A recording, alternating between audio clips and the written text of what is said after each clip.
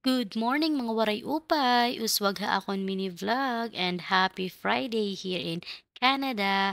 So guys, since it's gloomy day at tinatamad po ako magluto ng breakfast, so nag-aya ako ng breakfast date. So ayun, pumunta kami sa IHOP, isa sa mga sikat na breakfast restaurant dito sa Northern America or America.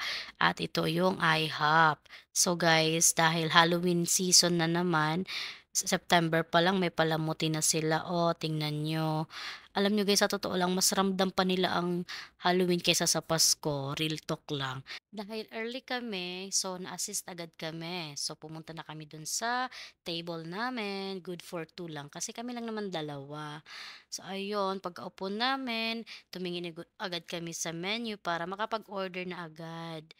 At dahil nag-crave nga ako ng egg benedict, yun yung aking in-order. Yung classic lang naman guys, yung may English muffin, ham, poached egg, hollandaise sauce, tapos meron ding hash brown. Tapos yung in-order naman ng hubby ko, yung may steak something na breakfast. Pero meron na siyang kasamang pancake na side. Tapos meron na rin siyang egg. Tapos ayun yung karne. Tapos ayun, additional din kami ng crips.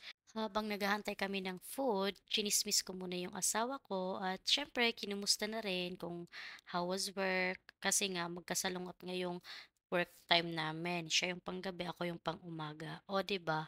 Bongga. Mabilis lang din naman sinerve yung pagkain namin kasi early nga kami. So ayun na nga yung in-order namin at pakals time.